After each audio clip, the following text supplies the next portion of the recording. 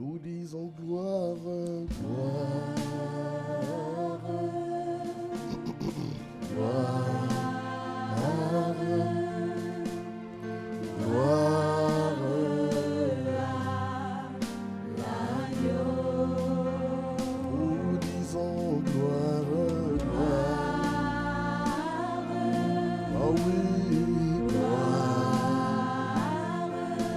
ah oui, gloire.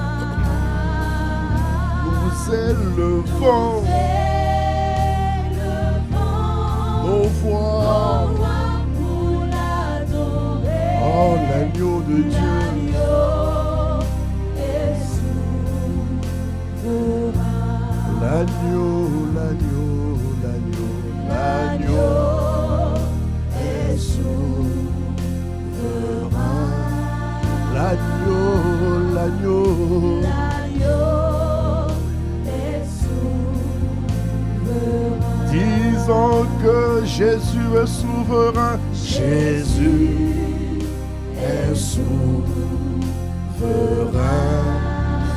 Jésus est souverain, ah oui, ah oui, Jésus est souverain, ah oui, il est, Jésus est souverain, Jésus est souverain. Disons souverain dans les cieux, souverain dans les cieux, souverain sur la terre, souverain dans nos vies. Amen. Nous disons souverain, souverain dans les cieux, souverain sur Marseille, ah oui, souverain dans nos vies. Amen. Encore une fois, est-ce que tu peux le dire? Souverain dans les cieux, souverain sur Marseille, ah oui, souverain dans nos vies. Amen. Ah, car il est glorieux et digne de régner. L'agneau est souverain.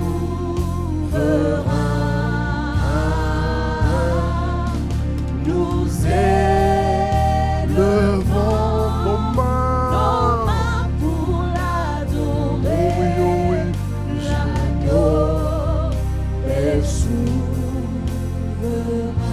Jésus est souverain, Jésus est souverain, Jésus est souverain, ah oui, une dernière fois, Jésus, oh oui, Marabro Soto Hitarema Maya.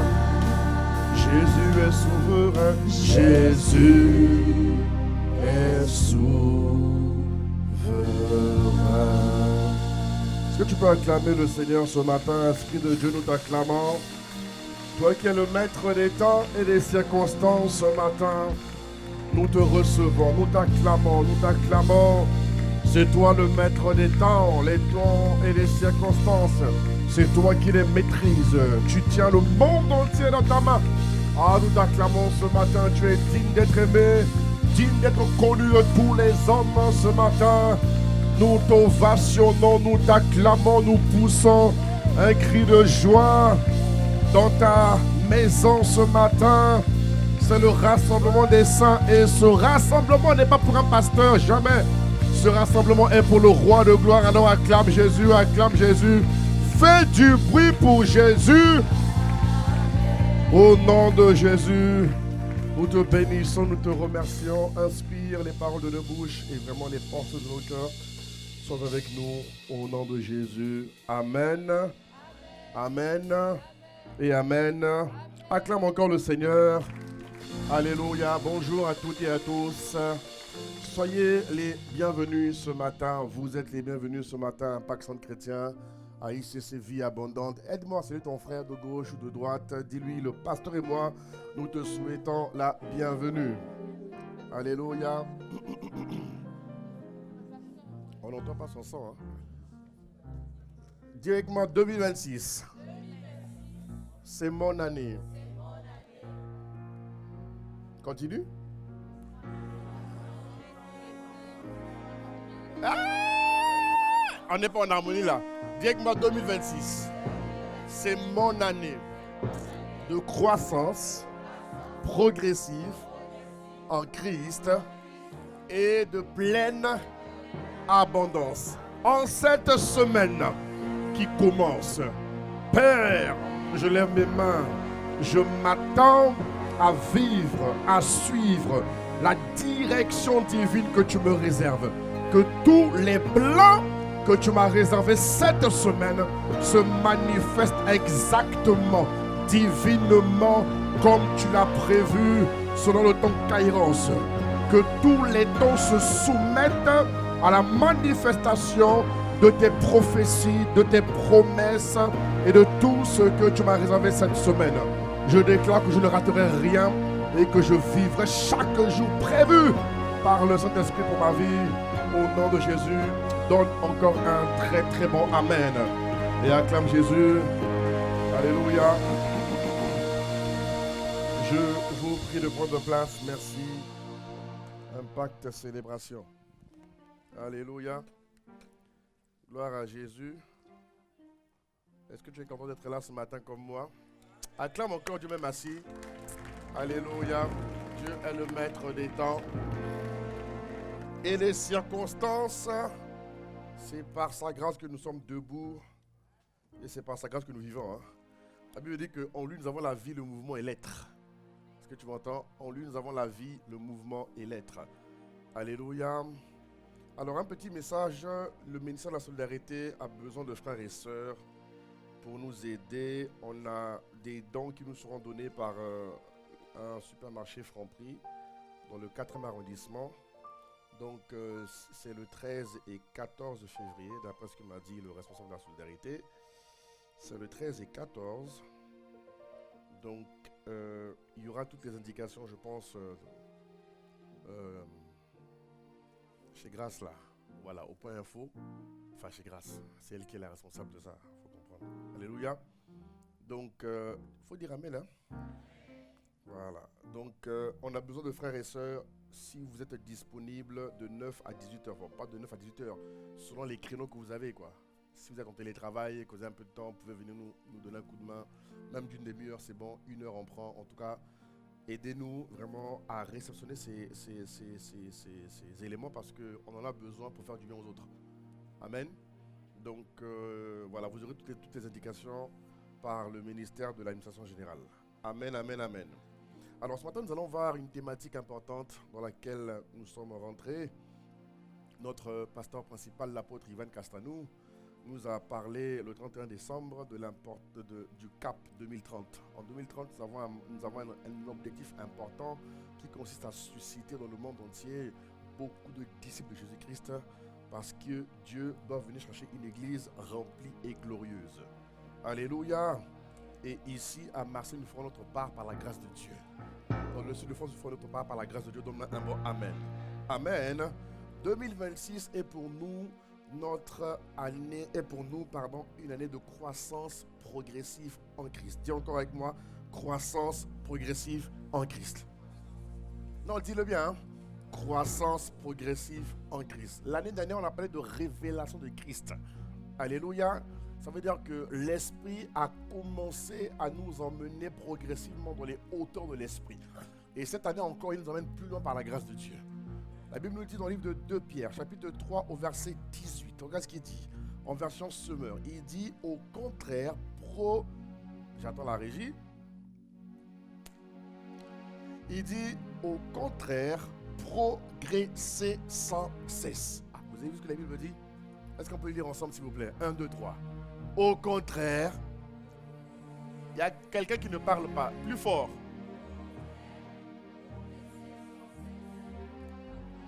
Et dans la connaissance de notre Seigneur et Sauveur Jésus-Christ. Et là, tu dis, ah, non, donne un amen plus fort là. Vous avez vu? Progresser sans cesse. Et je l'annonce sur ta vie et ta destinée. Cette année, tu progresses sans cesse. Voilà pourquoi on parle de progresser, on parle de croissance progressive. Parce qu'il faut que tu croisses. Il faut que tout en toi croisse. Alléluia. Alléluia. Et donc, nous serons cette année plus intentionnels dans la dynamique du discipulat. Alléluia. On va un peu plus parler. Vous allez voir que de même dans l'organisation de l'Église, nous avons défini maintenant ce qu'on appelle des familles de disciples. Parce que chaque membre de l'Église va appartenir à une famille de disciples. Et vous allez voir, on va parler de la différence tout à l'heure entre croyants et disciples. En tout cas, dimanche après dimanche, Dieu va nous faire du bien. Alléluia. C'est le mandat de Dieu. Dieu a dit en Matthieu 18, au verset 19. Il dit, allez. Matthieu 28, au verset 19. Le son. Il dit, allez. Le son est un peu fort, non? La régie, les gars, je ne sais pas ce que vous avez ce matin. Vous voulez nous percer nos tympans? Oui, ils sont en feu, il faut les comprendre. Régulez votre feu. Ok, Matthieu 28, au verset 19, il dit, allez et faites de toutes les nations des disciples, les baptisant au nom du Père, du Fils et du Saint-Esprit. Et c'est clair, allez, ce sont les dernières paroles de Jésus. Que tout enfant de Dieu soit un disciple. Il dit, faites de toutes les nations. Et rappelle-toi que nation ici, c'est ethnos. C'est que ma nation, c'est ethnos. Ethnos, c'est une catégorie d'hommes et de femmes dans une unité ou dans un compartiment. C'est-à-dire que allez et faites de toutes les nations des disciples. Nation, ça peut être les banquiers. Je suis banquier. Dieu m'appelle à emmener tous les banquiers de mon secteur à devenir des disciples de Christ. Tu dis pas amen, hein? Je suis homme d'affaires. Dieu m'appelle à aller voir tous les hommes d'affaires. Au lieu qu'ils sont chez Satan, le diable, que les hommes d'affaires viennent à Jésus. En tout cas, ici, on en aura beaucoup par la grâce de Dieu. Même si tu dis pas amen, moi, je prie pour ça, ça va venir. Vous comprenez quand je parle? Faites de toutes les ethnos. Je suis docteur. J'emmène tous les docteurs à devenir des disciples. Je suis quoi encore? Policier, militaire, enfin, en tout cas, avec moi, toutes les nations. Je suis boulanger, je suis, en tout cas, tout ce que tu veux. Dieu veut tout le monde. Parce que rappelez-vous que tout homme a été créé par Dieu. Hein? Satan n'a créé personne. Vous comprenez? Il ne faut jamais l'oublier. Alléluia. Et ça, c'est notre mandat. C'est notre mandat à Marseille. Et partout dans le monde. Pas que chez nous à Marseille. Enseignez-leur à observer tout ce que je vous ai prescrit. Et voici, je suis avec vous tous les jours, tous les jours jusqu'à la fin du monde. Alléluia. Le croyant aura du mal, vous voyez, à vivre et à pratiquer cette thématique-là. Parce que le croyant, il croit en l'amour de Dieu, mais le disciple suit Jésus. La différence qu'il y a entre le croyant et le disciple, c'est que le croyant, il croit en l'amour de Dieu. Il croit en Dieu. Mais il ne se contente pas de suivre Jésus-Christ. Le disciple suit Jésus. Le disciple fait ce que Jésus a fait. Est-ce que tu me comprends? Le disciple demeure dans la présence du Maître. Est-ce que vous comprenez? Le disciple demeure dans la présence du maître. Le maître, c'est Jésus-Christ de Nazareth. Donne-moi amen. Donne-moi amen.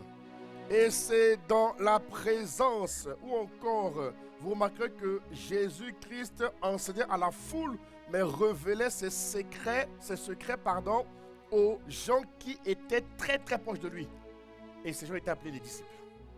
Autrement dit, le croyant n'aura pas forcément accès aux vérités intimes de Jésus-Christ, parce qu'il ne veut pas le suivre.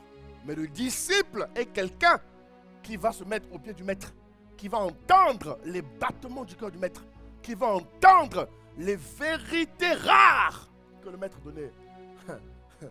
Ah, mon frère, sois un disciple de Jésus-Christ. Alléluia. Les disciples également, parce qu'ils ont appris auprès de leur maître, parce qu'ils ont compris ce qu'on appelle les mystères du royaume, vont devenir des personnes un peu privilégiées, parce que non seulement elles vont suivre le maître, mais elles vont aussi devenir des canaux par lesquels Jésus passe pour bénir les autres. Est-ce que vous comprenez de quoi je parle? Alléluia. Et durant ces dimanches-là, vous allez voir que le croyant est très différent du disciple. Je vais vous le démontrer. Je vais vous le démontrer à l'allemand de la parole. Le croyant est très, très différent du disciple. Amen, amen, amen, amen. Et ce matin, on va voir, il dit en Luc 6, 40, que le disciple n'est pas plus que le maître. Mais regarde la fin. Tout disciple accompli sera comme son maître. Regarde, c'est pas moi qui dis ça. On peut lire ensemble, 1, 2, 3. Le disciple n'est pas plus que le maître, mais. Bon, il y a quelqu'un qui ne lit pas, je ne sais pas pourquoi. 1, 2, 3, lisons. Le disciple n'est pas plus que le maître, mais tout disciple accompli sera comme son maître. Je déclare que tu seras comme ton maître au nom de Jésus-Christ. Ça veut dire quoi? Tout disciple accompli sera comme son maître. Donc, si Jésus est un leader et que tu es son disciple, il fera de toi un leader. Si Jésus est un meneur de foule et que tu es son disciple, Jésus fera de toi un meneur de foule. Ah, tu dis pas amen, hein? Si Jésus est la tête et que tu es son disciple, il fera de toi la tête. Si Jésus est le meilleur dans tous les domaines, et regarde le parcours de Jésus à travers les évangiles, il n'a jamais perdu une bataille. Si Jésus n'a jamais perdu une bataille et que tu le suis, tu ne peux pas perdre une bataille. Mais donne-moi un amen, mon frère, ma soeur. Vraiment, je ne te comprends pas. Alléluia. Alléluia. Et j'ai découvert que pour être disciple, il y a des exigences. Il y a des conditions. Il y a des éléments à remplir. Et j'aimerais qu'on les voit ensemble ce matin si tu veux bien. Bon, que tu veux pas, tu es venu. Hein? Donc si tu es là, ça veut dire que tu veux. Alléluia. Acclame Dieu pour toi, on va commencer le message. Alléluia. Alors on va parler ensemble des exigences que Jésus a imposées pour que tu sois un vrai disciple. J'ai appelé ça comment? Voilà. Les exigences pour devenir disciple de Jésus. Quelles sont les exigences? Alléluia. Quelles sont les exigences pour devenir un disciple de Jésus-Christ? Quelles sont les... Première exigence, c'est croire en Jésus-Christ comme Seigneur et Sauveur. La première exigence pour être un disciple de Jésus. Bon, je devais rajouter vrai disciple parce qu'il y a des faux. Non, sérieux? Ah oui, les amis, il y a des faux. Je veux dire rajouter vrai, hein, à la régie. Parce qu'il y a des faux. Oh, il y a des faux, les gars, il y a des faux. Si tu n'en crois, viens me demander, il y a des faux. Ok. Croire en Jésus-Christ comme Seigneur et Sauveur, c'est très important. Le disciple doit croire en Jésus-Christ comme son Sauveur et son Seigneur. Le croyant va croire en Jésus-Christ comme son Sauveur, mais pas comme son Seigneur. Parce que le Seigneur impose des choses. Le Seigneur revendique des choses. Le Seigneur oblige de faire certaines choses. Et le croyant, quand Jésus demande de faire des choses qui ne lui conviennent pas, il ne fait pas. Il ne suit pas. Mais le disciple suit Jésus. Il dit en Jean 6, 47, je vous le dis, si quelqu'un, celui qui croit en moi, a la vie éternelle. Ça veut dire que croire implique que le disciple ou la personne qui devient disciple reconnaît son besoin de salut. Est-ce que tu comprends? Cela implique que le disciple ou la disciple, bref, doit maîtriser le mécanisme du salut. Maîtriser le mécanisme sur le fait d'être sauvé du péché. Maîtriser le mécanisme de la crucifixion. Dis Amen. Crucifixion, ensevelissement, résurrection. Le disciple doit croire en son pouvoir. Quel pouvoir? Le pouvoir de Jésus-Christ. Croire en la puissance de Dieu. Donne-moi Amen. Croire aux grâces que Jésus a. Alléluia. En tout cas, c'est la première exigence. Est-ce que ça va? Bon, tu vas voir, on va aller. On en a 8 à voir aujourd'hui. Il faut qu'on aille un peu vite. Deuxième chose, se repentir et changer de vie.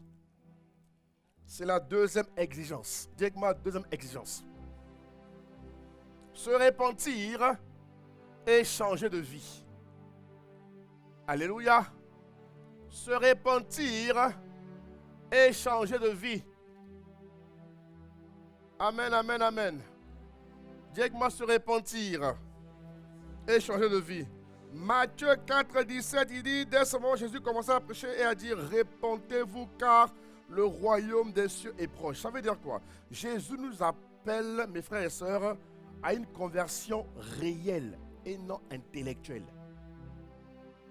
Jésus, je répète, nous appelle à une conversion réelle et non intellectuelle. On a beaucoup de gens à l'église qui sont convertis intellectuellement, mais ne sont pas réellement convertis.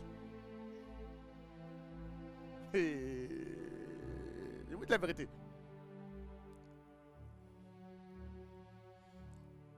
Se repentir, c'est changer. Mais pas un changement superficiel. Un changement profond. Un changement authentique. Un changement vrai. Et on a même des gens dans l'église qui servent Dieu, mais ils n'ont pas changé. On m'amène, hein? Je vous dis la vérité, hein? Ils n'ont pas changé. Ils servent Dieu. On les a responsabilisés, mais ils n'ont pas changé. Hey, Jésus. Est-ce que vous comprenez? La deuxième exigence, c'est se repentir et changer de vie. Un vrai disciple doit être quelqu'un qui a réellement rencontré le Seigneur et qui s'est laissé convertir par le Seigneur. Parce que, en vérité, ce n'est pas toi qui dois dire que tu es converti. Non. C'est le Seigneur qui doit attester que tu es converti. Je crois qu'il le dit en Romains 8. Parce qu'en Romains 8, il y a un passage qui dit, en Romains 8, j'ai plus le verset, il dit, l'Esprit de Dieu atteste que vous êtes enfant de Dieu. Autrement, il dit, ce n'est pas toi qui dois dire que tu es enfant de Dieu. Non, c'est l'Esprit qui doit attester devant le Père que lui là, je l'ai converti.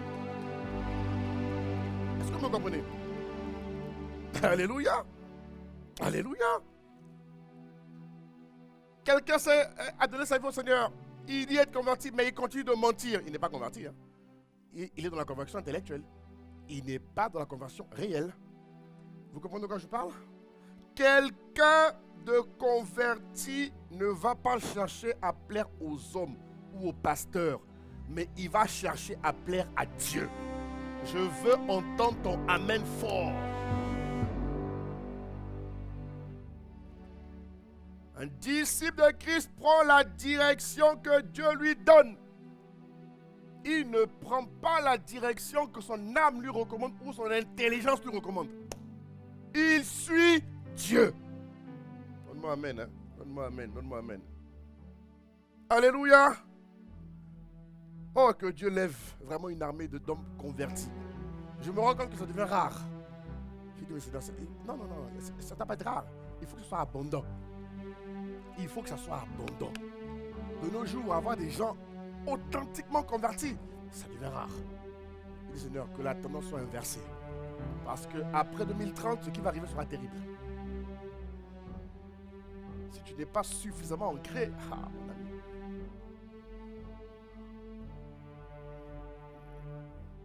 Ça va être compliqué. Je ne dis pas pour de malheur, hein, mais j'aime vous dire la vérité. Alléluia. Il faut être sérieusement ancré. Il y a un niveau de séduction qui a déjà commencé d'ailleurs, mais qui va s'amplifier. Vous comprenez de quoi je parle? Et Dieu permet ça, tout est écrit en Apocalypse, mes frères et sœurs. Ne me regardez pas bizarrement. Hein. Tout est écrit en Apocalypse. Ce n'est pas moi qui ai inventé la Bible, c'est Dieu. Dieu dit que dans la fin des temps, il va permettre à ce que des niveaux de séduction augmentent. Donc les plus faibles seront balayés. Et je t'interdis d'être faible. Donne-moi un amen vibrant. Je t'interdis d'être faible. La Bible dit que les faibles disent je suis fort. Alléluia. Donc acclame Dieu pour toi-même. Si tu étais faible, tu bascules à une force. Et des fois aussi, le niveau de faiblesse révèle un niveau de conversion que tu n'as pas encore atteint. Ouais. Et je prie que tu l'atteignes ce matin au nom de Jésus-Christ. Dès que m'a converti à 100%. Dis à gauche, converti à 100%. Dis à droite, converti à 100%. Dis à toi-même, converti à 100%.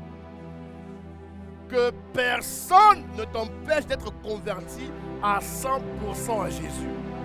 Donne-moi un bon amen. Troisième exigence, c'est aimer Jésus plus que tout. Ah là, les gens vont un peu bouder là. Mais je m'en fous. Je ne suis pas venu pour être aimé. Je m'en fous. Moi, je suis venu pour te dire la vérité. Hein. Aimer Jésus plus que tout. Aimer Jésus plus que tout, c'est la troisième exigence. Jésus exige ça. Tu dois l'aimer plus que tout. Plus que tout. Bon, je lis d'abord la parole parce que avant que tu crois que c'est moi qui lis. Parce que si je te dis que tu dois aimer Dieu plus que ta femme, tu vas bouder. Ah ouais. J'ai eu à dire à quelqu'un qui m'a regardé, il a baissé ses lunettes. Il m'a dit, pasteur, il dit oui, oui. Je dois aimer Dieu plus que ma femme. Je te dis la vérité. Regarde-moi bien, regarde-moi bien. Tu peux rien me faire. Je dois aimer Dieu plus que ma femme. Ma femme, je l'aime de tout mon cœur. Hein. Après, elle, vraiment, je ne sais pas. Non, la vérité. Ah non, ma femme là, c'est moi. Ouais, mais j'aime Dieu plus que ma femme. Ah oui, et je lui ai dit depuis le début, hein, ça fait 20 ans qu'on est ensemble quasiment. Je lui ai dit, femme, là, moi, je reste d'abord Dieu. Hein. Et tu ne suis pas, tu restes là. Hein. Non, ça rien. Et elle aussi, pareil, elle m'a dit, mais tu te prends pour qui? J'ai dit, ok. Elle m'a dit la même chose. Elle m'a dit, l'ami, toi, tu te prends pour qui? Moi aussi, c'est tout d'abord. Elle dit, ah, là, on est ensemble, là, on est ensemble, là, on est ensemble. Elle dit, non, là, on est ensemble. C'est pas ça, ma femme. Là, on est ensemble. Elle m'a dit, tu te prends pour qui? Elle dit, mais regarde, tu crois que moi, c'est quoi? Elle dit, t'as pas Dieu. Elle dit, ah. Elle dit, là, tu m'intéresses. Parce que de nos jours, là, il y a des mariages compromis. Il y a des mariages compromis de nos jours. Est-ce que tu m'aimes? Oui, plus que tout. Ok. Venons dans la parole. Que dit la parole? Dis femme, que dit la parole? Luc 14, verset 26, en second 21. Il dit, si quelqu'un vient à moi, j'ai pris la version, voilà. Si quelqu'un vient à moi, sans me préférer à son père, il y a des gens qui aiment leur père plus que Dieu. Alléluia. Sans me préférer à sa mère, il y a des gens qui aiment leur mère plus que Dieu. Il y en a même, ils sont mariés, mais leur mère passe avant. Il faut te répondre vite, hein. Alléluia. Il y en a, voilà. Si quelqu'un vient à moi sans me préférer à sa femme, vous voyez, parce que Dieu sait qu'il y a des gens qui aiment leur femme plus que Dieu.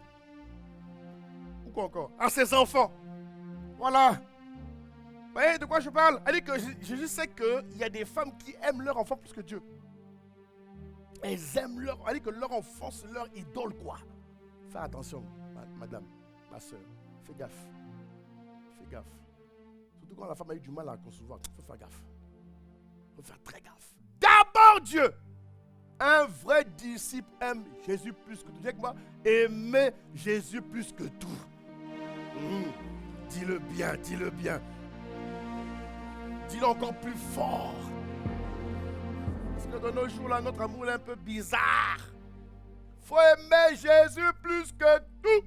Plus que tout et plus que tout. Il dit, enfant, frère, sœur. Et quoi d'autre? Après, il y a quoi? Et même à sa propre vie. Alléluia. Non, pasteur, j'ai la grippe. Aujourd'hui, je ne peux pas venir à l'église. Minable. J'ai peur de contaminer les autres. C'est la raison que tu as donnée. Ami, fut un temps, nous, quand on avait la grippe, on est venu à l'église. Hein. On a prêché l'évangile. Hein. Et personne n'a été contaminé. Hein. Je n'ai pas dit qu'il ne faut pas faire ça. Je parle de la motivation intérieure. Il y a des gens qui vont chercher toutes les petites occasions pour ne pas venir à l'église. Évidemment, si ton corps est souffrant, on peut comprendre que tu ne viens pas à l'église. Vous comprenez? Mais il y en a, ils cherchent toutes les petites occasions pour ne pas venir à l'église. Parce qu'ils n'aiment pas Dieu plus que tout. Ils n'aiment pas Jésus plus que tout. Ils n'ont pas compris le Luc 14, 26. On va encore le relire pour quelqu'un ici qui a besoin de le relire. Hein, mon frère? Si tu es avec ta femme, tiens bien sa main, dis ma femme, je t'aime, mais d'abord Dieu. Il prend bien sa main, dis je t'aime, hein, mais d'abord Dieu. Prends la main de ta femme si tu es marié. Si tu n'es pas marié, mets ta main sur ton cœur. Acclame Dieu pour nos frères célibataires, nos frères célibataires. Acclame Dieu. Les célibataires seront mariés en 2026. J'appelle les mariages. En 2026, j'appelle. Et moi, quand je prie, Dieu m'entend. Hein. Faut pas croire. Hein. Moi, quand je parle à Dieu, Dieu m'entend. Hein. Mon ami. Hein. Il dit, reviens s'il te plaît au début. Il dit quoi? Reviens au début. Toi aussi tu traînes mon gars.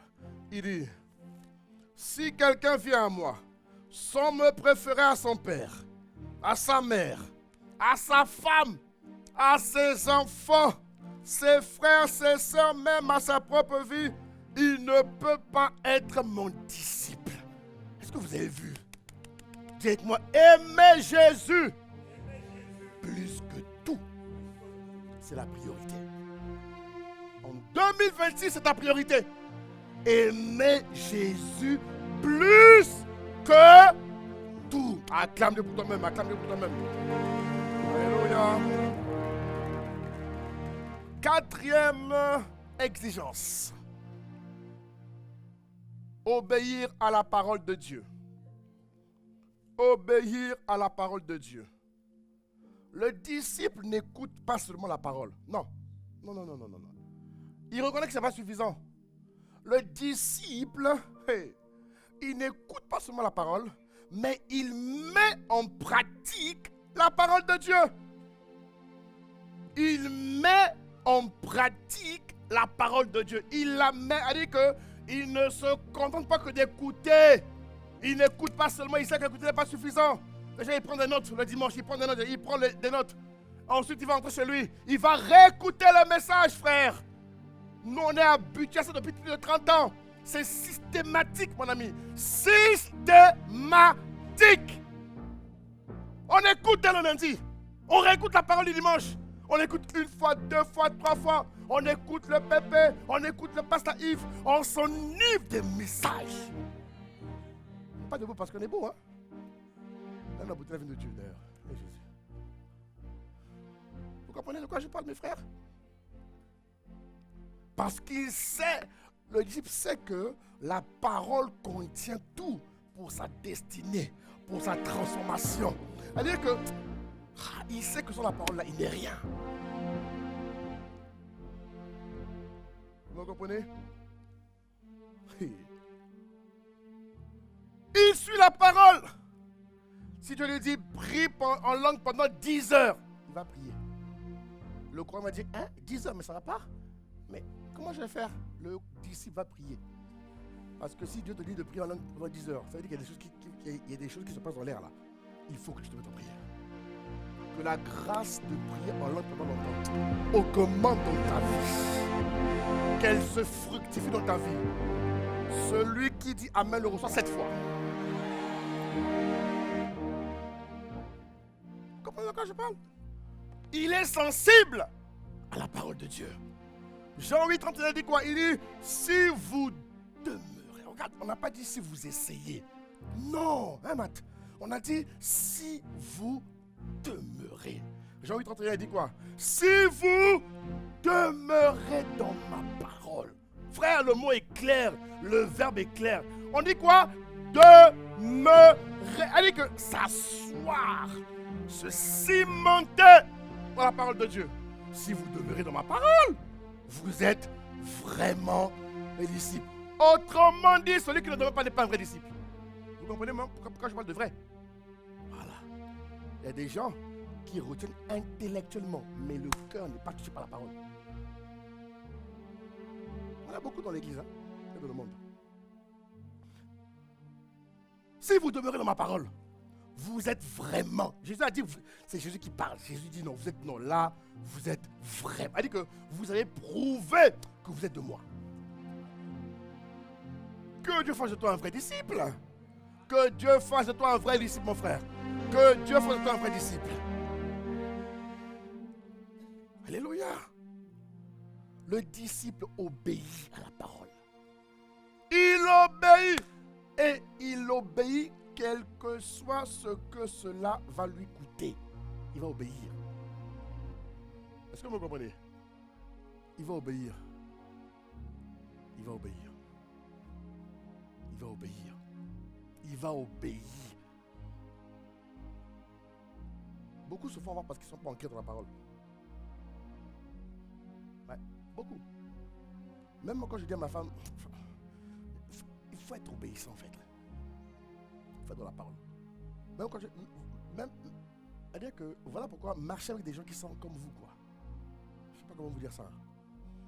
Marcher avec des gens qui sont comme vous, ça va vous faire du bien. Marchez avec des gens qui sont comme vous. Ne marchez pas avec des gens qui ne sont pas comme vous. Marchez avec des gens qui sont comme vous.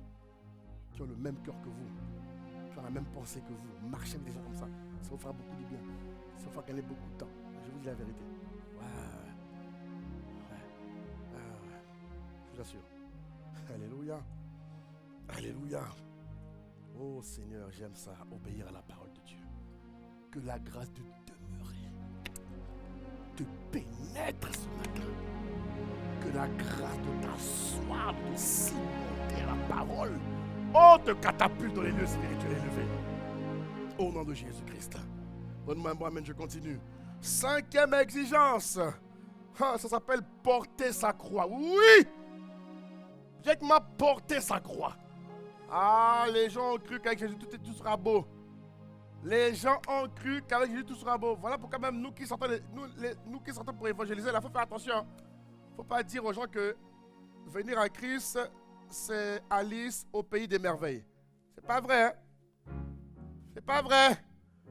Parce qu'il y en a qui leur disent, mais il y en a qui prennent comme argument du fait que non, dans le monde vous souffrez, mais en Jésus, tout sera beau. Bon, tout sera bon, c'est vrai. Mais quand même, il faut porter sa croix. Tout ne sera pas rose, parce que la terre est corrompue. Il n'y a pas encore la nouvelle terre. Lorsque la nouvelle terre va venir, là, tout sera beau. Mais tant que Jésus n'est pas encore revenu, ça sera compliqué. Mais malgré la complication, quand on est cramponné à la parole de Dieu, on vit la vraie vie en Christ, ça c'est vrai. Mais tout ne sera pas rose, ça il faut le dire aux gens, il faut dire la vérité aux gens. Vous comprenez quand je parle? Et le vrai disciple, dites-moi le vrai disciple. Le vrai disciple, il sait que pour suivre Jésus, il faut qu'il porte sa croix parce que tout le monde ne sera pas d'accord avec toi. Donne-moi un main si tu me comprends. Luc 9, au verset 23, il dit si quelqu'un veut venir après moi, et si quelqu'un veut venir après moi, qu'il renonce à lui-même. Bon, ça on va voir ça après. On continue. Qu'il se charge une fois par mois. Une fois par trimestre. Et répondez-moi, peuple de Dieu. Une fois tous les 6 mois. Non, parce qu'il y en a pour qui c'est le cas. Hein? Lui, il porte la croix une fois tous les 6 mois, après il fuit. Jésus dit ceci. Si quelqu'un veut venir après moi, qu'il renonce à lui-même, qu'il se charge chaque jour. Et chaque jour. Jésus a prévenu, hein? Chaque jour. Alléluia. Hein? Qu'il se charge chaque jour, hein, de sa croix. Et regarde la fin, qu'il me suive. Aïe. Elle dit que pour suivre Jésus, je dois me charger de ma croix. Oui, oui, il y a un prix à payer. Il y a un prix à payer pour suivre Jésus-Christ. Il y a un prix à payer pour suivre Jésus. Mon ami, il y a des gens qui, lorsqu'ils ont donné leur vie à Jésus-Christ, hein, j'en connais, hein, leur famille leur a dit, on ne considère plus que tu es membre de la famille. J'en connais une en Afrique. Elle a donné sa vie à Jésus-Christ. Ses parents lui ont dit, pour nous, tu n'existes plus. Pas les parents lointains, hein, son père et sa mère, s'il vous plaît, et ses oncles. Ils lui ont dit, pour nous, Tu n'existes plus. Vous vous rendez compte? Parce qu'elle a donné sa vie à Jésus-Christ. Ses parents disent c'est terminé. Nous, on ne croit pas en Jésus-Christ. Nous, on croit aux autres religions. Vous comprenez de quoi je parle? Et on a observé la jeune fille. Elle dit, mais pasteur, à qui irais-je? Quand elle dit à qui irais-je, là, ça m'a touché. Elle m'a dit, mais à qui irais-je? Je ne peux pas abandonner Jésus. Parce que mes parents ont besoin de ce Jésus-là. Elle est restée attachée. Elle a porté sa croix. Elle a porté sa croix. Oh, mais donne-moi amène, acclame Dieu, mon frère.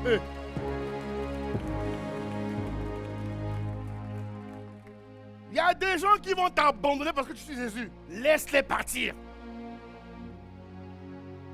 Il y a des gens qui vont te rejeter parce que tu suis Jésus. Mon frère, laisse-les te rejeter. Je ne sais pas comment on dit ça en français, mais comprends-moi. Il y a des moments difficiles. Oui, comment connaître? Mais Jésus a connu ça, non? Pourquoi pas nous? Les persécutions. Quelqu'un m'a dit, mais pasteur, on peut comprendre les persécutions extérieures. Mais intérieures aussi. Il dit, mon cher, qui a jeté Joseph dans le puits? C'est qui? De sang, non? C'est pas des frères... c'est frères de sang. Oui ou non? Même père ou même mère, je ne sais plus comment ils étaient là. Hein? Même s'il y a déjà un père ou une mère, c'est le sang quand même. Oui ou non? Bon. Ça veut dire que la persécution intérieure existe. La persécution intérieure existe. Et elle est bonne. Ouais. Regarde, les acclamations diminuent. Mon frère, même si tu n'acclames pas, si tu aimes Jésus, tu vas porter ta croix. Donc moi j'acclame pour toi.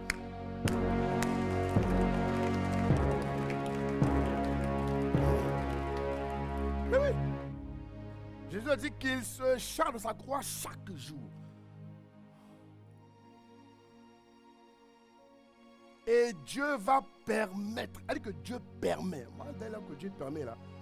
Dieu permet les persécutions. Dieu permet les moments difficiles. Dieu permet ça. Qu'il y ait des contradictions à ton sujet. Tu as dit, on dit tu n'as pas dit. Tu n'as pas dit, on dit tu as dit. Quand tu comprends que non, là, il faut rester calme.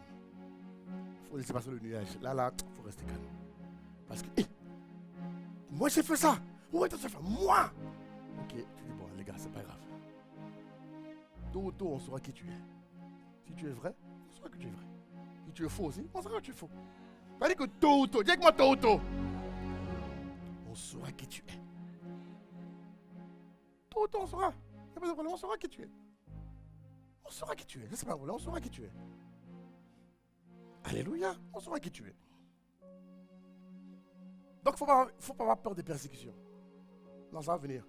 Dieu permet ça pour que tu t'accroches à lui. Ouais. Pour que tu sois son seul repère. Oui. Dieu permet les moments. Elle dit qu'un vrai disciple doit savoir passer par les souffrances. C'est ce qu'on appelle la communion de ces souffrances. C'est biblique, c'est spirituel et c'est très bon pour ton mental. Toi qui cherches des solutions pour ta santé mentale.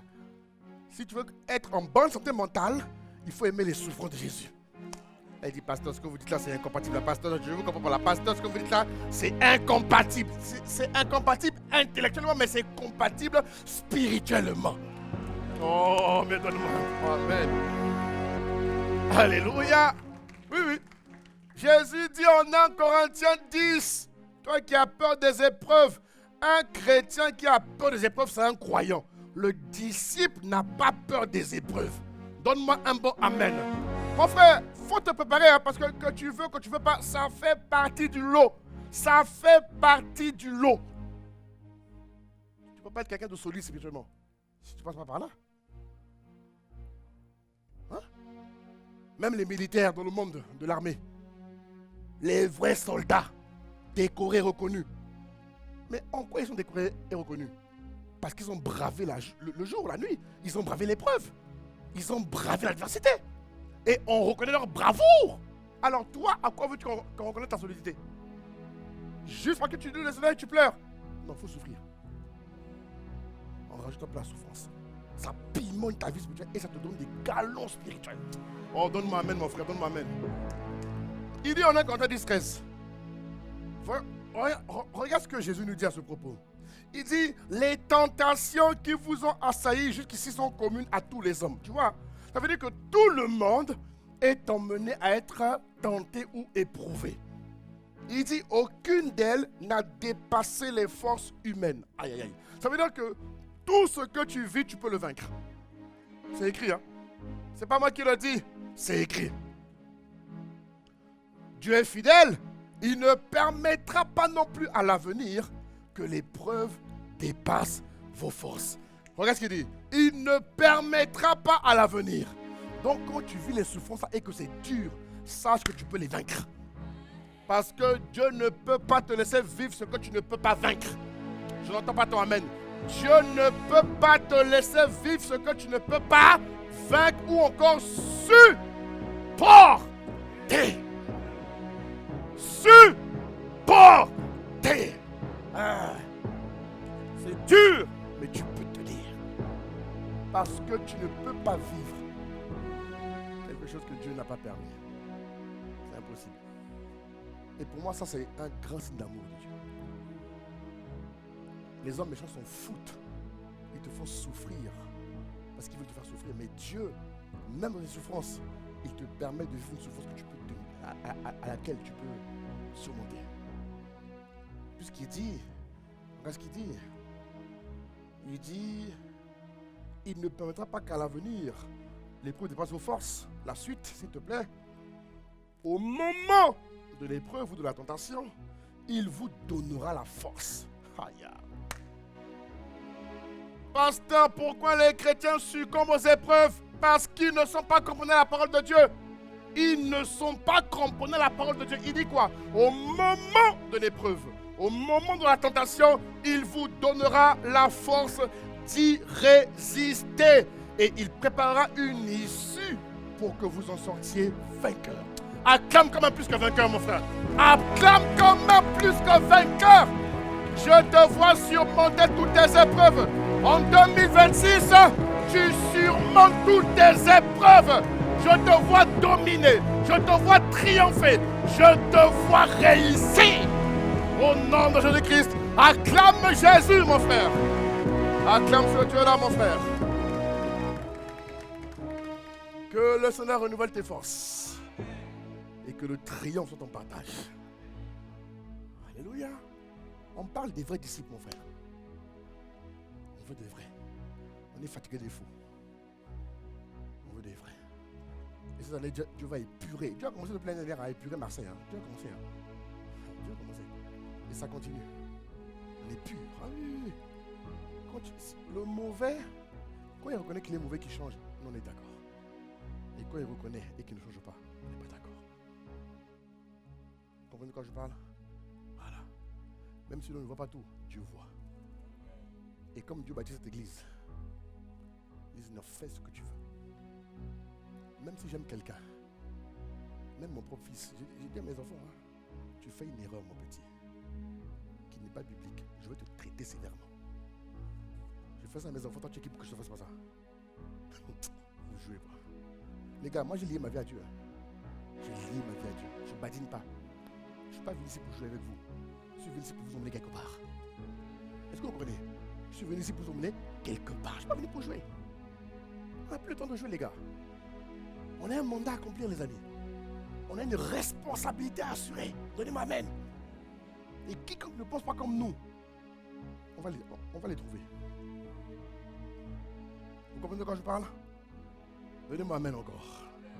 6e exigence. Il est quelle heure? Ah, c'est bon. Esaïe, c'est bon. On suit l'heure. 6e exigence. Est-ce que ça va? Dieu te parle ce matin? Alléluia. Donc nous parlons des exigences pour devenir un vrai disciple de Jésus-Christ. Nous on veut des vrais. Alléluia. 6e exigence, c'est renoncer à soi-même. On reprend Luc 9. Rappelez-vous le passage. Il dit, si quelqu'un veut venir après moi, qu'il renonce à lui-même. Oui. Ah oui. Ça veut dire quoi renoncer à soi-même? Renoncer à soi-même, c'est faire disparaître son moi. Ça va? Moi je pense que. Ah Seigneur,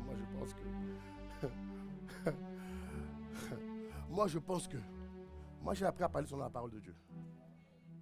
Même quand je parle et que je donne mon avis, si vous me connaissez assez bien, vous allez voir que mon avis est toujours incorporé dans la parole. Remarquez, hein, ceux qui me posent des questions, avec qui je parle, en off ou devant tout le monde, chaque fois que j'ai donné mon avis, je ne donne pas mon avis selon ma pensée. Jamais. J'ai appris à convertir ma pensée à la parole de Dieu. Vous comprenez? Je ne donne pas mon avis selon moi-même. Jamais. Non, moi je suis mort. Les gars, moi je suis mort. Je donne. Vous savez, moi je pense qu'on pourrait faire ça. Papa, moi je pense qu'il serait bon de faire ça. Mais quand je dis qu'il serait bon de faire ça là, dis-toi que le gars là a pris ça quelque part dans la Bible. Ou quand je ne sais pas, je me tais. Je ferme ma bouche. J'écoute les autres. Le moi doit disparaître. Tu ne peux pas vivre une vie centrée sur toi si tu veux être disciple de Jésus-Christ.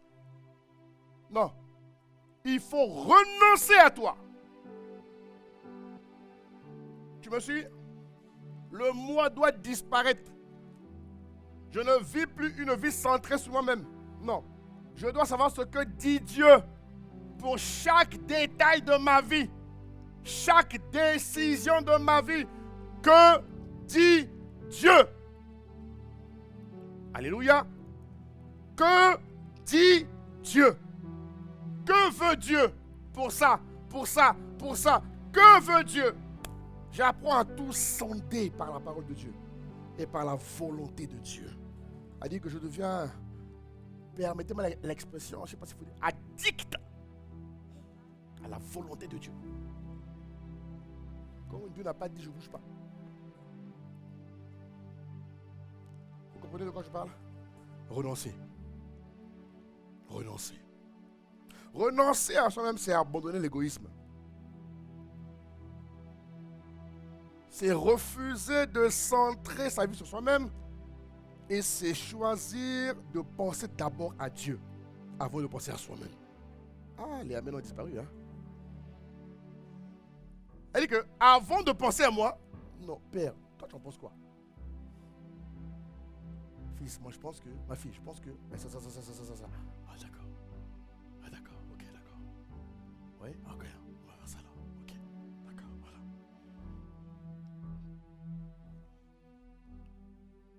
Vous comprenez de quoi je parle? Mes frères, Dieu est un investisseur. Il sait pourquoi il a mis en toi toutes ses capacités. Il sait pourquoi il a mis en toi toutes ses capacités, tous ces dons-là, toutes ses facultés. Il sait pour toi. Il sait pourquoi. Il y a un but exact. Il sait pourquoi il le fait. Donc, ne pas te soumettre à lui, c'est perdre ton temps en fait. Plus tôt tu te soumets à lui, mieux tu maximises le temps. Tu veux réussir ta vie? Tu veux vivre une vie? Tu veux vivre une vie qui marche? Livre-toi à Dieu. Renonce à toi-même. Elle dit que ton moi disparaisse. Oui, oui. Je répète encore. Que ton moi là disparaisse. Je pense que. Alléluia. Est-ce que tu m'as entendu? Il faut que j'avance. Septième exigence. Donc on a vu renoncer à soi-même. On passe à la septième, donc c'est l'avant-dernière. S'aimer les uns les autres. S'aimer les uns les autres. Ah oui. J'ai pas dit s'aimer les uns les autres. J'ai pas dit, Seigneur, je vais t'aimer toi, mais pas les autres. Parce que les hommes sont méchants et ingrats. Les hommes sont méchants et ingrats. Donc c'est toi que je vais seulement aimer. Non. Quand tu aimes Jésus, tu aimes les autres. Tu ne peux pas aimer Jésus et ne pas aimer les autres. Il faut dire amen. Hein? Tu ne peux pas aimer Jésus et ne pas aimer les autres.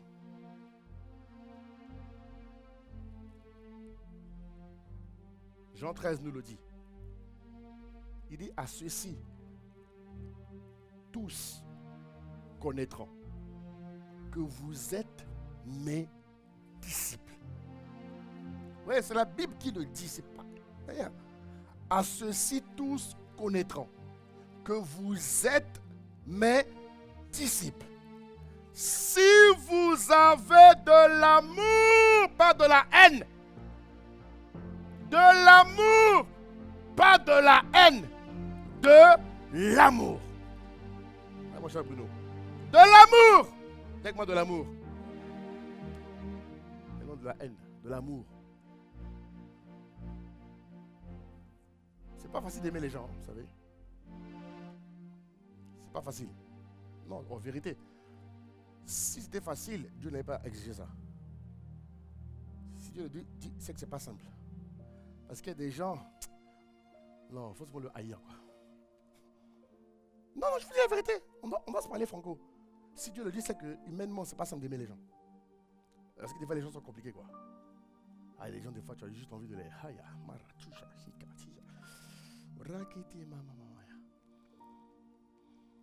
Mais il faut aimer les gens. Et moi, j'aime aimer les gens. Ah oui. Même quand quelqu'un est mauvais, je l'aime. Elle dit que je me suis configuré, paramétré, éduqué. J'ai fait des transmutations, tu vois. Mais j'ai appris à aimer tout le monde. Même les mauvais, je les aime. Tu ne peux pas être un leader si tu n'as pas de mauvais autour de toi. Il y aura toujours des gens bizarres autour de toi. Parce que l'onction attire ça. Donc il y aura toujours des gens bizarres autour de nous. Mais ils ne resteront pas bizarres éternellement. À un moment donné, on va leur demander, bon, gars, tu changes ou pas? Ma soeur, tu changes ou pas? Mon frère, tu changes ou pas? Je change. Tu changes? Ok, tu changes pas?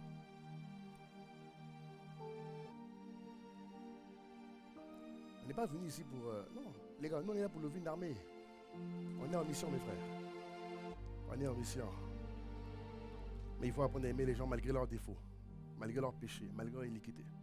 Alors, aimer ne veut pas dire tolérer. Ouais. Parce que Jésus n'a pas toléré nos fautes. La vérité, c'est que quand Jésus vient, il te change. Oui ou non? Il te change. La première facette du Saint-Esprit que tu vas rencontrer, avant que l'Esprit te conduise, il te console d'abord. Pourquoi il te console? Pour que tu ne restes pas le même.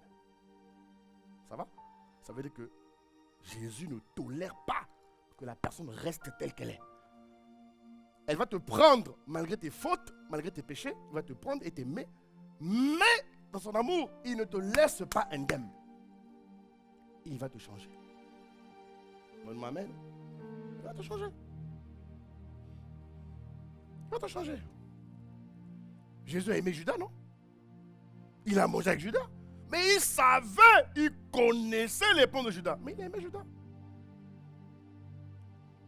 Il n'a pas abandonné Judas. C'est Judas qui a craqué, finalement. Vous comprenez de quoi je parle? Aujourd'hui, il faut voir dans l'église. Hein? Alors là, je parle de l'église corps de Christ. Je ne parle pas que de nous ici. C'est incroyable ce que je vois aujourd'hui. Enfin, ce que je vois, ce que nous voyons. Comment est-ce que les chrétiens, dès qu'il y a un problème, maintenant, les chrétiens maintenant règlent le problème dans les RS. C'est incroyable. C'est-à-dire que, mais on se dit, mais où est passé l'amour chez les chrétiens, quoi?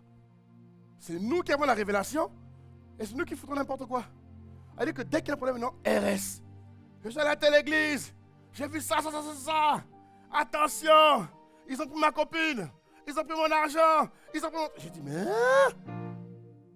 Ah, c'est les chrétiens. Les gens qui ont la révélation se comportent comme s'ils n'ont jamais eu accès à la révélation. C'est incroyable, les amis. Mais l'amour protège. Il y a même d'autres religions aujourd'hui, hein, dans le monde, hein, qui sont plus protectrices que nous. Ils ont compris la loi de la protection du secret. Ce n'est pas qu'ils tolèrent le mal. Hein.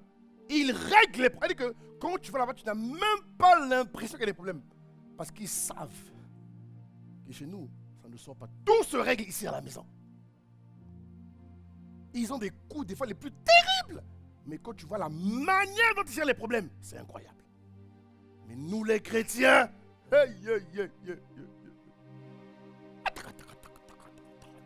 mais ces gens-là, on les a envoûtés ou quoi? Il dit, je ne comprends pas. En tout cas, soit désenvoûtés si c'est le cas. Est-ce que vous comprenez? Je dis bien, aimer ne veut pas dire que je tolère. Non, il ne faut pas tolérer. On ne tolère pas la rancune. On ne tolère pas la calomnie. Dis amen, hein? En ce moment, on parle à OTP là, du pouvoir des relations. Parce que les relations sont de plus en plus fragilisées.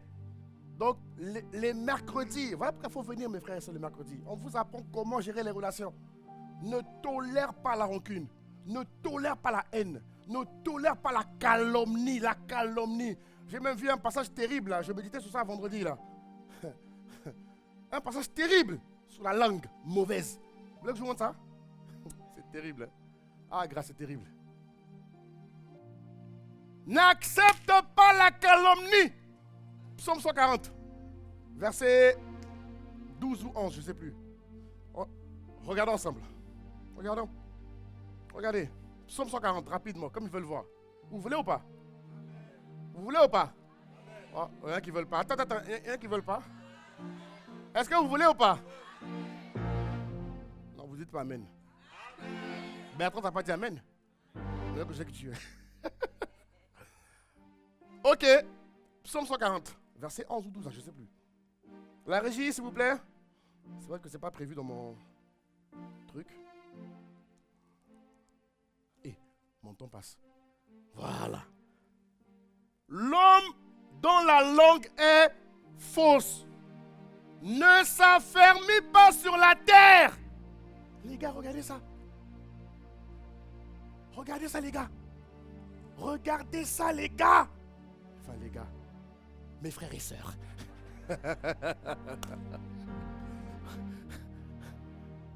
Vous vous rendez compte? L'homme, donc l'être humain, dont la langue est fausse, ne s'affermit pas sur la terre. Aïe. J'ai dit, Seigneur, accorde-moi la grâce de ne jamais être quelqu'un de faux.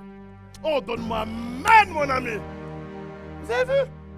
Ne les suivez pas. Elle dit que tout venin de calomnie, de critique qui a été peut-être inoculé, qu'il soit désactivé ici au nom de Jésus-Christ. Hein, les amis? Jamais moi je serai un homme faux. Jamais. J'ai prêté alliance pour être un homme vrai par la grâce de Dieu. Et je resterai vrai par la grâce de Dieu. Mon épouse vraie par la grâce de Dieu. Elle m'amène, hein? Parce que les gens aiment bien parler à l'église, ils racontent des bêtises. Non, c'est la femme du pasteur. La femme du pasteur, elle a fait quoi, la femme du pasteur? La femme du pasteur. Toi, tu connais la femme du pasteur? Dis ça à mon femme, tu vas voir. Moi, je suis un homme vrai. Moi, je m'en une femme fausse. Tu as vu ça où? Un vrai attire une vraie. Un faux attire un faux. Il faut acclamer Dieu, hein? Non, c'est ça, c'est la vérité.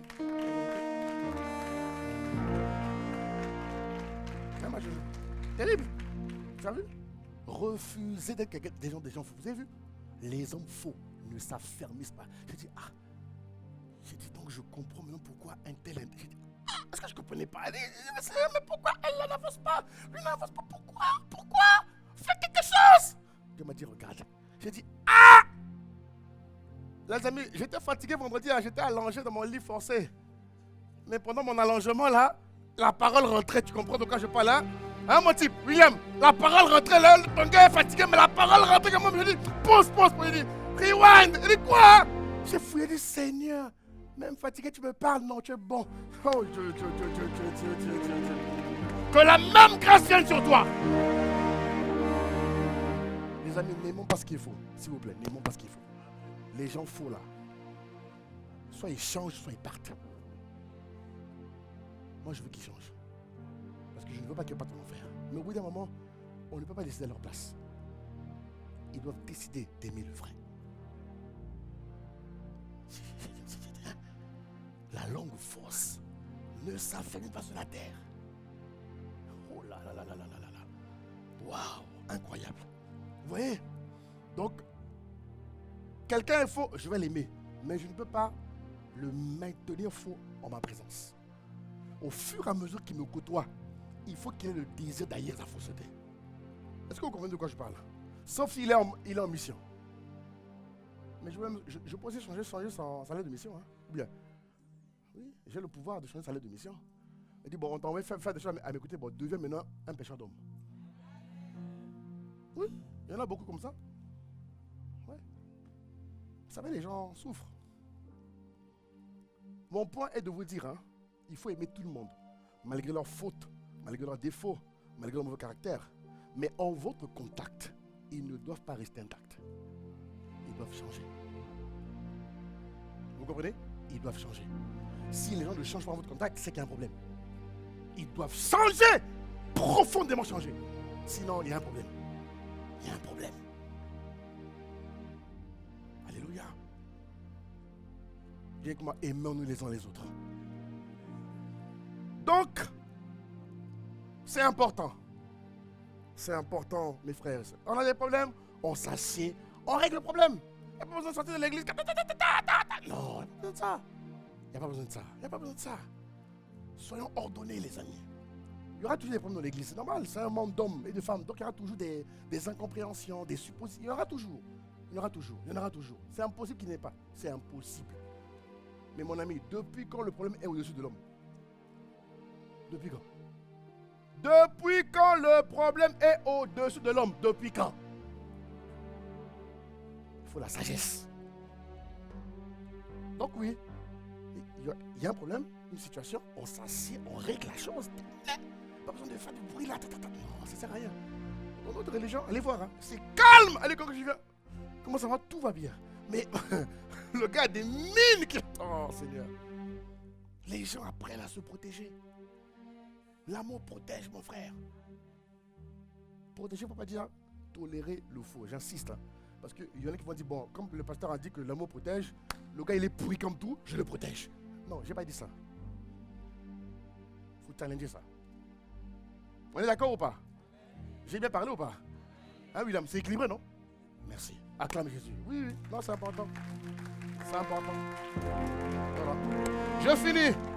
Il est quel? Ouh, 10h44. Je finis. Dernier point, 8e point, et on va prier. Le 8e point, c'est persévérer jusqu'au bout. Persévérer jusqu'au bout. Ah oui. Mon ami, la vie chrétienne n'est pas une course de vitesse, mais c'est un très grand marathon. Ah oui. Le disciple doit persévérer, persévérer, persévérer. Malgré les combats, les menaces, les batailles, les victoires, les pleurs, il doit persévérer. Il ne doit pas s'arrêter. Il doit progresser de pas à pas. Semaine après semaine, mois après mois, année après année. Il doit persévérer. Matthieu 24, 13 dit, celui qui persévérera jusqu'à la fin sera sauvé. Alléluia. Alléluia. La persévérance va engendrer la distinction. La persévérance va engendrer la reconnaissance. Ça veut dire que, non, la qualification même, j'aimerais dire. Dis avec moi, persévérant. Il faut persévérer, oui. On ne sait pas quand Jésus revient, hein, les amis. On ne sait pas quand Jésus revient. Donc, dis-toi que nous devons persévérer jusqu'au bout. Alors que la grâce de la persévérance te localise ce matin, qu'elle embrasse ta vie et qu'elle te propulse à de nouveaux niveaux dans le monde des esprits. Acclame Dieu et on va prier. Acclame Dieu et on va prier. Tu m'appelles, je te répondrai. Je te réponds, Père.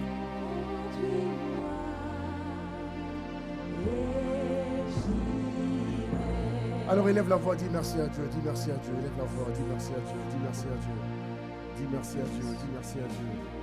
Notre Père et notre Dieu, tu es le maître des temps et des circonstances, nous te sommes infiniment reconnaissants. Nous te disons merci Jésus, merci infiniment, merci Jésus. Mahi kando do brahi tesko hida re brahi tarobos. Rakata hi kando do brahi tere rafa tarobos. Shia do brahi na re rafa. Nous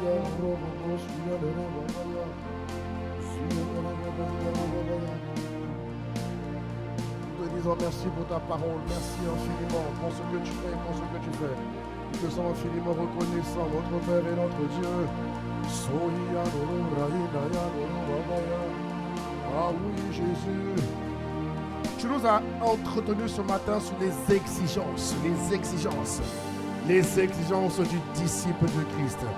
Les exigences pour devenir un vrai disciple de Jésus-Christ. Nous te sommes infiniment reconnaissants ce matin. Ah oui, conduis-moi. Et je suis. Conduis-moi.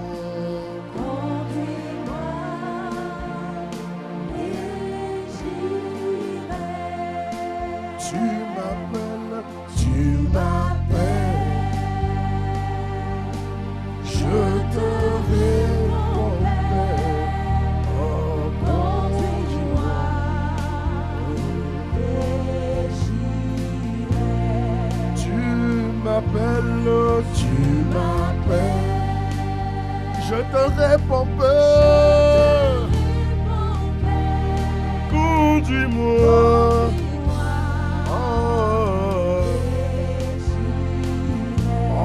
Tu m'appelles, je te réponds, Père, je te réponds, Père. Conduis-moi, et j'irai. Élève la voix, dis Seigneur, accorde-moi la grâce d'être un vrai disciple. Accorde-moi la grâce. Je ne veux pas rester à l'étape de croyant, mais je veux devenir un disciple de Jésus-Christ. Élève la voix pendant quelques instants, s'il te plaît. Demande à Dieu la grâce. Demande à Dieu la grâce. Demande à Dieu la grâce. Demande à Dieu la grâce. Demande à Dieu la grâce. Demande à Dieu la grâce, Père. Marabros kontohita rebrahita handa rebraha. O soya de rebrahi kando handa rebrahi da rebabaya. Zuya de rebrahi kando soya de rebabaya. Nous te sommes infiniment reconnaissants. Nous te sommes infiniment reconnaissants.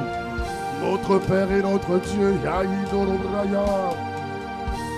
de la grâce de devenir un vrai disciple, Seigneur.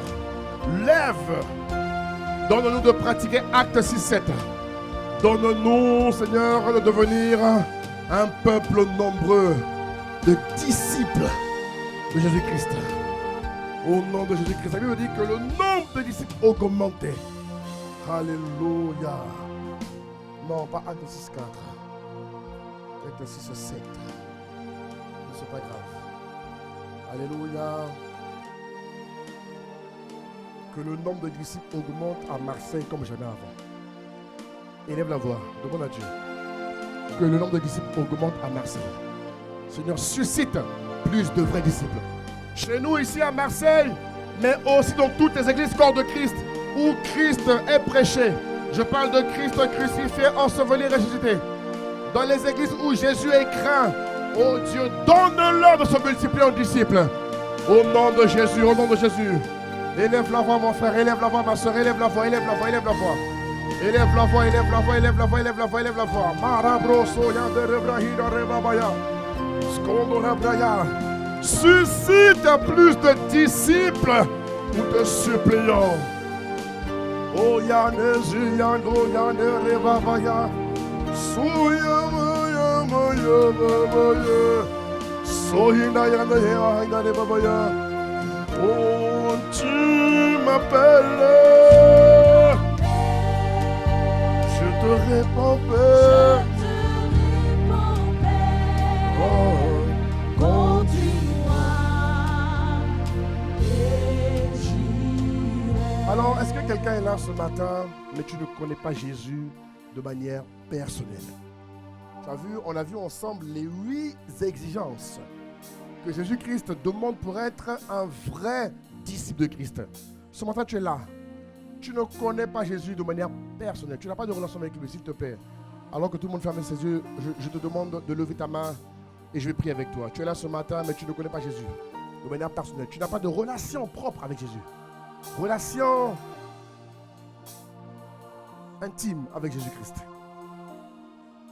Lève ta main, s'il te plaît. Lève ta main. Je veux m'assurer que tout le monde ici connaît Jésus de manière personnelle. Est-ce que tout le monde ici connaît Jésus? Tout le monde connaît Jésus ou pas? Est-ce que tu es sûr que tu connais Jésus? Il a dit que si tu reconnais en Romains 10, 9, il dit si tu reconnais publiquement de ta bouche que Jésus est le Seigneur, et si tu crois dans ton cœur que Dieu l'a ressuscité, tu seras sauvé. Alléluia.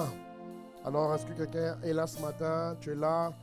Peut-être que tu es déjà venu, mais tu ne connais pas Jésus, tu n'as pas de relation avec Jésus-Christ. J'aimerais te proposer de le suivre, de marcher avec Jésus-Christ, parce que Jésus est le chemin, la vérité et la vie. Je veux m'assurer que tout le monde ce matin ici connaît Jésus. C'est le cas, gloire à Dieu. Amen, amen. Amen, amen. Que Dieu nous accorde la grâce de gagner plus de personnes encore. Au nom de Jésus-Christ. Rapidement, nous allons prier pour Marseille. Élevez la voix. Recommandez Marseille à Dieu. Alléluia. Recommandez Marseille à Dieu. Recommandez Marseille à Dieu. Nous allons recommander Marseille à Dieu. Et Isaïe 60, il dit, lève-toi, sois éclairé, car ta lumière arrive. Nous allons prier pour que la gloire de Dieu se lève sur Marseille. Qu'elle s'intensifie sur Marseille. Que la gloire de Dieu s'intensifie sur Marseille, sur tout ce que Marseille compose. Élève la voix pendant quelques secondes. Père, nous te recommandons Marseille ce matin. Nous te recommandons Marseille, Père. Nous prions que dans le nom de Jésus-Christ, oh Dieu, que ta gloire se lève à Marseille. Que ta gloire se lève à Marseille. Que ta gloire se lève à Marseille. Que ta gloire se lève à Marseille. Dans le nom de Jésus, que ta gloire se lève à Marseille. Que ta gloire se lève à Marseille. Oh, chaque jour du mois de février, que ta gloire se lève, que ta gloire se lève, que ta gloire se lève, que ta gloire se lève, que ta gloire se lève. Marabros konto hikando raya de rebrakata soya, zuya de rebra hikando soya. Que ta gloire se lève à Marseille, dans le nom puissant de Jésus le Christ, Père. Que ta gloire se lève, que ta gloire se lève, que ta gloire se lève. Au nom de Jésus, que tous les projets de Dieu pour Marseille se réalisent. Nous appelons la paix de Dieu à Marseille. Que ta gloire se lève sur Marseille. Au nom de Jésus le Christ, Père, nous t'avons prié que cette année, que ce mois de février, que tout ce que tu as prévu pour Marseille se manifeste, se réalise, s'accomplisse. Au nom de Jésus, donne un bon amen s'il te plaît. Amen, amen. Avant de passer aux offrandes, très rapidement, nous allons avoir un temps de déclaration prophétique. Alléluia. J'ai avec moi déclaration prophétique. Alors, je rappelle ce que ça veut dire. Dieu a donné le pouvoir à tout enfant de Dieu d'appeler à l'existence ce qui n'existe pas. C'est quelque chose de mystérieux. Vous comprenez de quoi je parle? C'est-à-dire que tu n'as pas, mais tu peux appeler la chose à venir. Il dit en Romains 4, verset 17. C'est biblique, hein, c'est biblique. C'est pas mystique, c'est biblique. Il dit en Romains 4, 17, la régie, s'il vous plaît, Romains 4, 17, s'il vous plaît. Il dit que Dieu nous a donné la possibilité. Très bien. Je vais t'établir Père dans ton nom. Voilà. Devant celui auquel il a cru, Dieu, la suite, s'il te plaît. La suite. Très bien. Dieu qui donne la vie aux morts et qui appelle les choses qui ne sont point comme si elles étaient. Ça veut dire que notre parole a du pouvoir. Notre parole a du poids. Nos paroles sont créatrices. Amen, amen, amen. Nos paroles sont esprit et vie. Donne-moi amen. Donc chaque fois qu'on le fait, il faut juste que tu engages ta foi et que tu crois que ce que tu dis va arriver. Amen, amen, amen, amen. Ok? Donc ce matin, nous allons déclarer sur la base de Ésaïe 45, au verset 2-3. Il dit, on commence avec le verset 3. Il dit, verset 3, je te donnerai des trésors cachés, des richesses enfouies, afin que tu saches que je suis l'Éternel qui t'appelle par ton nom. Tu vas élever la voix et tu vas appeler tous les trésors, toutes les opportunités de réussite, de succès que Dieu t'appelle à vivre en février. En février, il y a pour toi des opportunités. Il y a pour toi des portes qui vont s'ouvrir. Alléluia. Il y a des chemins qui vont s'éclairer. Donne-moi amen, mon frère. Tu vas les appeler. Et Dieu dit, je te donnerai des trésors cachés. Que Dieu te donne les trésors cachés qui sont à toi en février. Il dit, je te donnerai des richesses enfouies. Que les richesses enfouies viennent à toi en ce mois de février, mon frère. Est-ce que tu peux les appeler maintenant? Est-ce que tu peux élever la voix, mon frère, ma soeur? Est-ce que tu peux engager maintenant ta parole, s'il te plaît? Demande-le à Dieu. Demande-le à Dieu. Demande-le à Dieu. Il a dit, je te donnerai des trésors cachés, des richesses enfouies, afin que tu saches que je suis l'Éternel Maya, qui t'appelle par ton nom. Père, dans le nom de Jésus, dans le nom de Jésus, nous appelons les trésors cachés, nous appelons les richesses enfouies, nous les appelons toutes les provisions financières, les provisions relationnelles, toutes les provisions que tu nous as réservées en ce mois de février. Oh oui, Père, nous les appelons sur les hommes d'ici à Marseille, sur les femmes, sur les jeunes, sur les enfants. Nous les appelons les provisions de santé, nous les appelons les provisions de contrats. Nous les appelons, que les contrats viennent à nous, que les opportunités viennent à nous, que les opportunités de triomphe, de succès, de sortie d'Égypte viennent à nous. En ce mois de février, tu sors de l'Égypte au nom de Jésus-Christ. En ce mois de février, je déclare sur ta vie que tu vois le bout du tunnel. J'appelle sur ta vie une fluidité divine à tout niveau. Que les trésors, que les richesses que Dieu t'a réservées et m'a réservées viennent à nous. Au nom suprême de Jésus-Christ. Élève la voix, mon frère. Élève la voix, mon frère. Viens au verset 2, s'il te plaît, verset 2. Il dit, je briserai les verrous de fer. Que les verrous de fer qui verrouillent ta fécondité soient brisés. Que les verrous de fer qui verrouillent ta fécondité, ta productivité soient brisés en ce mois de février. Que les verrous de fer qui verrouillent tes entrailles soient brisés et détruits. Que les verrous de fer qui verrouillent tes succès, tes victoires, tes triomphes, tes enfantements, que ces verrous-là soient brisés, soient détruits, soient rompus dans le nom suprême de Jésus-Christ. Nous te bénissons et nous te rendons grâce de ce que nos paroles sont esprit et vie, et les anges veillent à l'accomplissement de toutes nos paroles. Au nom de Jésus-Christ, acclame comme quelqu'un qui sera exaucé.